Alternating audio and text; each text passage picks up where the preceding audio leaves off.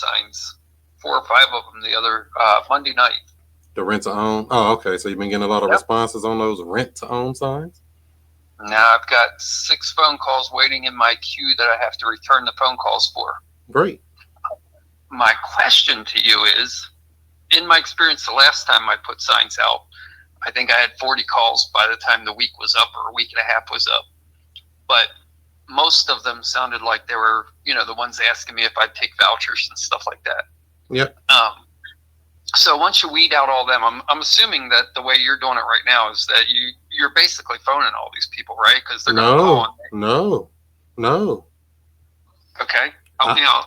Yeah, I disclose everything up front. Very clear. A down payment is required, and I send them directly to a voicemail that breaks this stuff down in plain English. We do not accept any vouchers for Section 8, so we can weed those people out.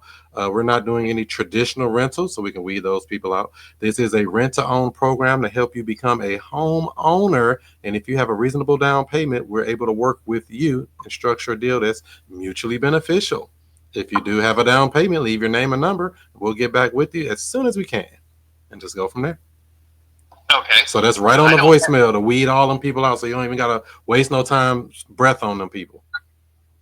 Okay. So that's the next step. I got to get that set up because right now they're just coming to my regular number that I have set up just for all my real estate stuff. Yeah, you got to separate that because you probably get 3,000 calls just for rent-to-own properties, literally. They got to go straight to voicemail, and they got to be screened out multiple layers, even though it's still going to be people that come through, even though you just told them we don't take any type of Section 8 vouchers. This is a program to help you become a home owner. Okay. So that type of language.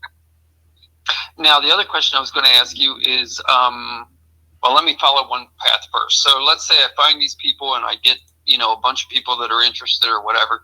Do you typically do an open house? Because I don't want to be driving to the house a billion times to show it and all that kind of stuff. So what's the most effective way to screen it down from the people that now have possible down payment money? They look like a possibility, but they want to see the house, or they want to. What's the next step? Yeah, so you can have a 1-hour open house on a Saturday afternoon pretty easily. You can do that, or if you talk to somebody and they're like, "Hey, I got 30,000," we're gonna get them in there right now with the lockbox code if needed. Or I meet them if they got enough, money like that. But if they're not talking like that, I'm not going to make any special trips or anything for people like that. No, unless they're saying the right stuff and they need a house quickly and they got money, then we move. But generally, we're just gonna let them know, "Hey, this is when we'll be showing the house Saturday from 3 to 4, and that's when you can come by and just take a look at it at your leisure." Gotcha. Okay. Now, if I would do an open house and I would be there, or I'd have somebody there, have you ever done that where you set up like a 1-hour thing and then you're actually there on site, or you have a representative for you? Yeah, 100%. Now, are you getting applications at that place? Let's say somebody's there, they're interested. What do you do at that step? So now they're there, they're walking through the house. I'm thinking the idea is if they're interested, you want to like get them to write you a check, wire the money, whatever, and get it done ASAP. You can get a deposit from them, sure. Yeah, you definitely can, and set up a closing for the next day or something. That's typically how I would do it. Okay. But so I got to reverse back a little bit so we're not moving too quick. So we have a whole system set up. One is the phone number and the signs and, going straight to voicemail. But I also created that landing page that gives them all this basic information. The basic fundamental questions that they're going to ask over and over and over again is already answered in the frequently asked questions section of the website. So I would suggest setting up something like that if you're going to be doing properties like this on a regular, which means you'll have basically your property, your pictures to your property, and even better, a walkthrough video could help you as well. So all these things can help you because you can literally put somebody in this house that's not even in your market yet. They're on the way there. They can say, "I like it from the video. I'll take it." That happens as well. Not saying you have to do that, but I just like to make sure my marketing is on point. So I don't have any place right now to house that whole setup, like a website or anything like that. Could I just do it on Zillow? You could do it on Zillow. That's the number one place you're going to get most leads anyway.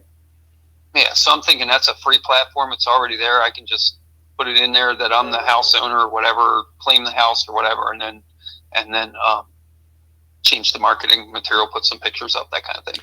Yeah, but when you do it on Zillow, don't put any information about it being a lease option on there. They won't approve it. It'll get declined. Wait till they approve it as active, then go in and edit it and make it that. Gotcha. Okay. So now the other thing is, you said you're doing all lease options. You're not doing. No, I'm not doing any all lease options. Okay. I'm doing lease options and furnished rentals. Furnished rentals where the money at, to be honest. I don't even, lease option used to be my favorite, but no, not at this time. Okay. Because I got one right now that after I did the flip on it, I'm underwater on it. So if I would sell it right now for $249, which is what I put it on the market for, and it didn't sell, I lowered it to $239. It still didn't sell. I'm losing like $20,000 on that thing. Well, put some furniture in that bad boy and put somebody in there that's going to rent it. Is it on a hard money loan or something? No, well, I'm getting a mortgage on it, but I have money in it. So does my partner. And my problem is my money's stuck in it, and it's high interest money. So I'm trying to find a way to get it out. But I'm thinking I can work on that portion of it. I think I can figure that out over time, and I can bear to make the interest payments right now. It's not a big deal. So I guess what I need to make up my mind on is, if I sell it on a lease option, then I'm going to lose that $20,000 because I'm out of the deal. But if I continue to long-term rent it, then appreciation works to my favor. The other thing that really works in my favor is I'm going to do accelerated depreciation on it, and that helps offset my W-2 income, which is killing me on taxes right now. Yep, that's their job. So I don't know how deep in the rabbit hole you want to go, but furnished rentals is game changer. I mean, you're getting double the rent of the market, if not triple, depending on where you're at and everything. Like I have a 2-bedroom getting $3,600 a month. That's unusual and definitely not regular. That's completely. If I told somebody that in this market and they see where the house is, they would say they would call me a liar to my face, even though I'm telling you the truth. $3,650 a month on a 2-bedroom. That's completely unheard of. So that's the thing I heard on your call one Sunday night. Is I was always thinking, when I think of furnished rental, I think of like nurses and things like that, college professors and that kind of thing. My house isn't in a neighborhood that would support that. It's got a shared driveway. It does have parking in the back, so it's got its own parking lot and all that kind of stuff. Just beside the house, it's a shared driveway. It's on land. It's got 3/4 of an acre or something like that, so it's got a little bit of space. But the houses are close. And so I don't think a nurse is going to want to live there, to be honest. We're not looking for a nurse. We're looking for a person who needs a house to live in that has the money or insurance to pay for the money for them to move in that property. Gotcha. So we're talking about insurance claims. We're talking about corporate rentals. Traveling nurses could be an option. We're talking about anybody who needs a house that's preferably displaced due to fire damage, flood, storm, etc. So insurance can pay for it.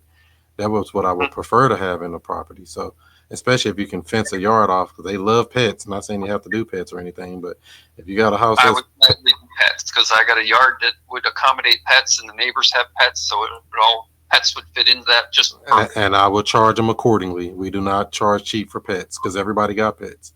I get calls every day. Oh, we got 2 pit bulls. Not in my house, but it happens all the time. If you can accommodate pets, that's a premium. So yeah, definitely.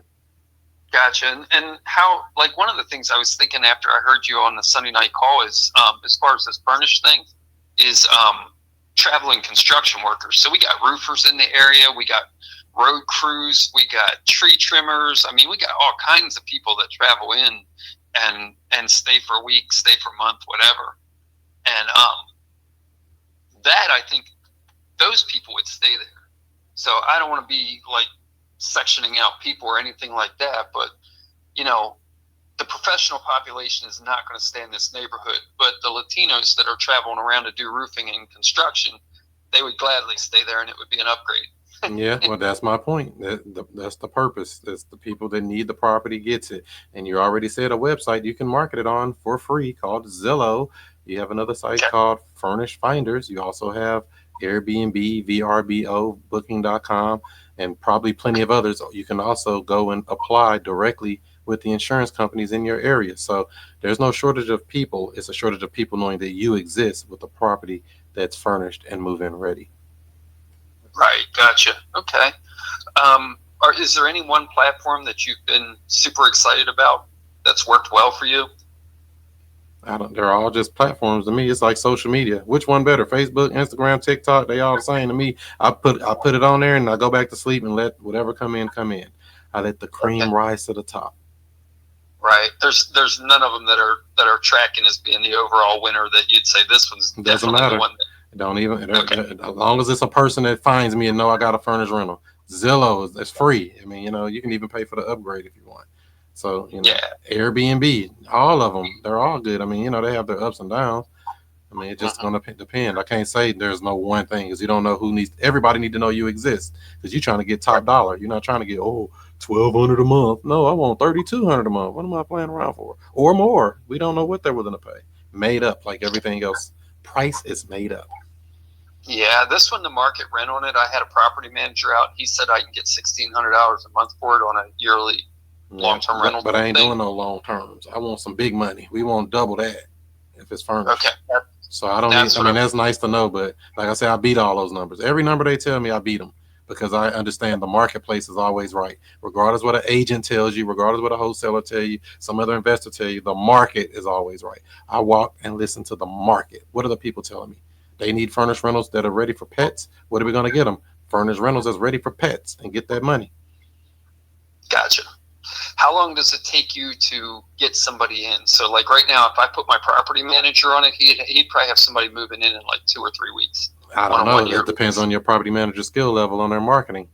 Like I said, if you market on all those sites I just told you, you have somebody pretty quick. But, I can't tell you that because we're dealing with somebody else's skill level. I don't know their skill level. I know I'm going to make sure everybody knows I exist. Even on Facebook, it don't matter. It's a furnished rental. You don't know where your next prospect is going to come from. Gotcha. But you got to make some noise. If they don't know you, they can't flow you. Would you do any long-term rentals or no? Just I don't have any reason to. I would never. I don't want to say this out loud, but I got to say it. I will never do a long-term rental on a single-family house. It just simply doesn't make sense. There's no money in it. It's absolutely no reason to ever do a traditional rental on a single-family home. I said it out loud. I couldn't resist myself. It's too much money the other way. Why would I play that game when I can go get more money and less work or less stress? Gotcha. Especially if somebody stay there 3, 6, 9, 12 months and they paying that kind of money. Golly, that's $2,000 cash for a month on a single family house. They tell you can't do that. But I'm learning through real estate and creative deal structuring and strategies, anything is possible. So now, would I put that thing up there? Like right now, would I put it up on Zillow? Would you put it up on Zillow as furnished, even though it's not furnished, even though I got a couple of days or a weekend to go out and get furniture? Should I just throw it up on Zillow as a furnished rental tonight and go from there? You could put it up as a rental, yeah, but you're going to have to update it and change it because it might take them a couple of days to even go live on Zillow. Gotcha. Okay. Unless you have their direct number and call them and bug them like I used to do. Because sometimes they move real slow, like 2-3 days to make your stuff live. Unless you get the premium and pay the little $30 or whatever it is. That might speed you up. Gotcha. Okay. Now, as far as the insurance companies, are you finding that in your market that are they able to place them? Because I've heard of people doing that, but I live in a small market, so I'm just, the chances that somebody's right here in Lynchburg of, you don't know until you market it, man. I ain't no reason me to even try to make that up. The marketing. When I market it, the marketplace is going to come back and say, hey, Chris, I see you got that house over there for $3,800. I got some people, but their budget is $3,500. Would you consider that? How long would they be there for? 12 months, $3,500? Let's do it. Yeah. I don't try to guess the market. I just put it out and let the people come. Gotcha. But as far as the contacting the insurance companies and things like that, just put it on Zillow. That's going to speed up all of that. While it's on Zillow resting, then you go do all of that because you might get a person real quick. You don't know that. Okay, makes sense. While it's already marketed, continue marketing in other places, but get it up on there, as soon as you can. Sounds good. Alrighty, I appreciate the insight. I'm going to move forward and see what I can get. I got to get a cash flow as soon as possible in one of the 3 ways, either long-term, short-term, mid-term, or whatever. I got to get it cash flowing. Yeah, there's no reason to have an empty house when people are here begging for housing all over the United States. So You got that. So go get that money, Jim. Go knock them dead. Alrighty, appreciate it, Chris. All right, see you. Bye-bye. Bye-bye. And that's how we do it, ladies and gentlemen. Make sure to join the Future Cash Flow Club if you're serious about learning real estate from the great Chris Cashflow Money Monroe. Do what you do. Be who you be, and I'll see you before you see me. I don't know what you've been doing. You been asleep? Let me wake you up with something. Straight up. Yeah. Allow me to reintroduce myself. I'm Chris Monroe. R to the O-E. I flip houses, rent cars, and make money. You know I'm not no motherfucker dummy. This how we...